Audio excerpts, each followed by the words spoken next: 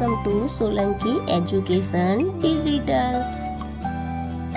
ચાલો આજે આપણે શીખીશું ધોરણ 5 ગણિત ગમ્મત સ્વાધ્યાય પોથી લેસન નંબર 10 10મો અને 100મો ભાગ.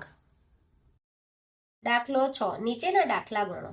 પહેલું, એક દિવાસળીની પેટીની કિંમત રૂપિયા 0.50 હોય તો રૂપિયા 5 રૂપિયા ને 50 પૈસામાં કેટલી દિવાસળીની પેટીઓ ખરીદી શકાય? જુઓ કે 0.50 છે, તેને પોઈન્ટ પેલા કાઢીશું એટલે આપણે 100 લખીશું, 1 ને 2 એટલે 2 મીંડા નીચે લખીશું એટલે કેટલા આવશે? 50. સમજમાં આવ્યા? 50 ના છેદમાં 100 આ રીતે લખાશે. ને 5.50 છે તો 550 છેદમાં 100 એટલે આ રીતે લખીશું આપણે આ પોઈન્ટ કાઢવા માટે. તો અહીંયા આપણે લખીશું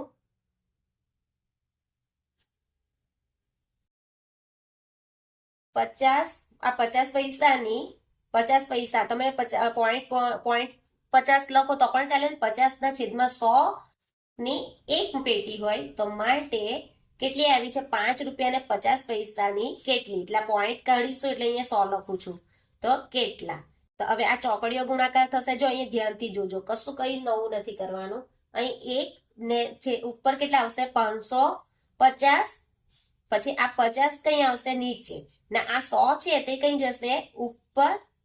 ને નીચે પણ અહીંયા આ 100 છે તે કઈ આવશે? નીચે. એટલે આ 100 ગયા, આ 100 ગયા, આ મીંડું ગયું, આ મીંડું ગયું. 5 11 55 એટલે કેટલા આવ્યા? 11 દિવાસળીની પેટીઓ ખરીદી શકાય. એક સાબુની કિંમત 16 રૂપિયા ને 50 પૈસા હોય તો 10 સાબુની કિંમત કેટલી? તો અહીંયા જો 16.50 છે તો આપણે પોઈન્ટ કાઢીશું એટલે 1650 ને પોઈન્ટ પછી કેટલી સંખ્યા છે? 2 એટલે અહીંયા લખીશું 100. એટલે આ જવાબ આપણો આ રીતે થશે એટલે ગણતરીમાં આપણી ભૂલ નહીં આવે. તો એક સાબુની કિંમત કેટલી છે? 16 રૂપિયા ને છેદમાં 100 આપણે આ રીતે જ લખી દઈશું. તો માટે 10 સાબુની કેટલી? તો અહીંયા જો 1650 100 નીચે લખીશું, આ 10 કઈ જશે? ઉપર ને 1 નીચે. આ ચોકડીઓ ગુણાકાર થશે. તો જો આ એક મીંડું ગયું, આ એક મીંડું ગયું, આ મીંડું ગયું, આ મીંડું ગયું. કેટલા આવ્યા? 165 રૂપિયા થાય. અહીંયા લખ્યું ત્રીજું, એક ઈંડાની કિંમત 5 રૂપિયા ને 50 પૈસા હોય તો 6 ઈંડાની કિંમત કેટલી થાય? તો 5 રૂપિયા ને 50 પૈસા. તો 550 લખી દઈએ ને બે સંખ્યા છે 1 ને 2 એટલે અહીંયા કેટલા મીંડા આવશે? 100. તો આપણે ગણતરી કરીએ. એક ઈંડાની કિંમત 550 છેદમાં 100 આપણે પોઈન્ટ કાઢ્યા છે એટલે. તો માટે 6 ઈંડાની કિંમત કેટલી? તો અહીંયા લખીશું 550 છેદમાં ગુણ્યા 6 છેદમાં 100 આવશે ને આ એક નીચે આવશે. એટલે આ એક મીંડું ગયું, આ એક મીંડું ગયું. પછી 2 પંચા ને 2 તાલી એટલે 2 ગયા, આ 2 ગયા. 11 પંચા 55 એટલે કેટલો જવાબ આવ્યો? 11 ગુણ્યા 3 એટલે આવ્યા 33 રૂપિયા થાય. પાંચમું, મિહિર 70 રૂપિયાનું બેટ ખરીદવા ઈચ્છે છે. તેની પાસે 50 રૂપિયાનો એક નોટ, 5 રૂપિયાનો એક સિક્કો, 2 રૂપિયાનો 3 સિક્કા, 1 રૂપિયાના 4 સિક્કા અને 50 પૈસાના 4 સિક્કા છે. તેના બીજા કેટલા રૂપિયાની જરૂર પડશે? 70 રૂપિયાનું બેટ ખરીદવા ઈચ્છે છે પણ તેની પાસે કેટલા પૈસા છે? તો 50 રૂપિયાની એક નોટ. એક નોટ કેટલા છે? 50 રૂપિયા. એક નોટ. 5 રૂપિયાનો એક સિક્કો એટલે 5 ગુણ્યા 1 એટલે કેટલા આવ્યા? 5 રૂપિયા. અહીંયા લખશો તો 50 થઈ જશે એટલે 5 રૂપિયા અહીંયા લખીશું. 2 રૂપિયાના 3 સિક્કા એટલે 2 ગુણ્યા 3 2 તાલી 6. 1 રૂપિયાના 4 સિક્કા એટલે 1 ગુણ્યા 4 એટલે 4 રૂપિયા. તથા 50 પૈસા એટલે આ 50 પૈસાના 4 સિક્કા, અહીં ધ્યાનથી જોજો, આ પૈસા છે તો 0 5 ચોક 20 એટલે 2 મીંડા કાપીશું 100 આવશે એટલે કેટલા આવ્યા 2 રૂપિયા. તો હવે ગણતરી કરીએ, સરવાળો થશે અહીંયા બધાનો. 5 ને 6 11, 11 ને 4 15, 15 ને 2 17, 7 વધી 1 5 ને 1 6 એટલે કેટલા આવ્યા 67 રૂપિયા એની પાસે છે.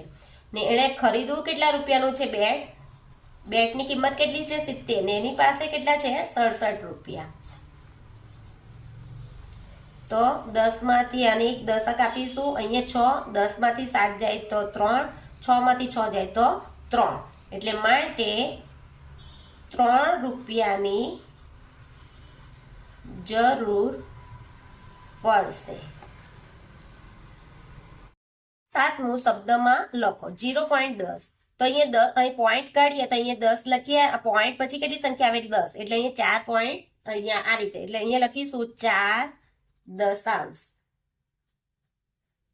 પછી 0.8 એટલે પોઈન્ટ પછી કેટલી સંખ્યા છે 1 એટલે અહીંયા 10 લખીશું એટલે અહીંયા લખીશું 8 દશાંશ. કેટલા આવશે 1 પૂર્ણાંક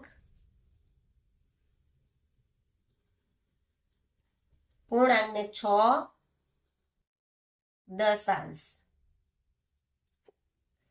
પછી 14.9 તો અહીંયા લખવાનું આપણે 14 પૂર્ણાંક પોઈન્ટ છે ને એટલે પૂર્ણાંક 9 શું થશે 9 દશાંશ.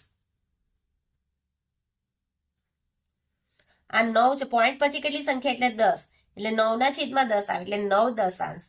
પછી 0.25 તો અહીંયા લખીશું આના છેદમાં 1 ને 2 એટલે 2 સંખ્યા એટલે 100 આવશે એટલે આપણે લખીશું 25 શતાંશ. દશાંશ હોય તો 10 લખાય ને શતાંશ એટલે 100. 6.75 એટલે અહીંયા જો અહીંયા પણ કેટલા 75 ના છેદમાં કેટલા આવશે 100 એટલે 6 રૂપિયા લખાય એટલે 6 પૂર્ણાંક 75 આ 100 છે એટલે 75 શતાંશ. 0.09 એટલે 9 શતાંશ. અહીંયા જો 1 ને 2 એટલે અહીંયા 100 આવશે તો અહીંયા શું લખાશે 9 શતાંશ. 100 આવશે એટલે શતાંશ. અહીંયા લખીશું 3.07 એટલે અહીંયા પણ 100 આવશે એટલે હું શું લખીશું 3 પૂર્ણાંક 7 શતાંશ.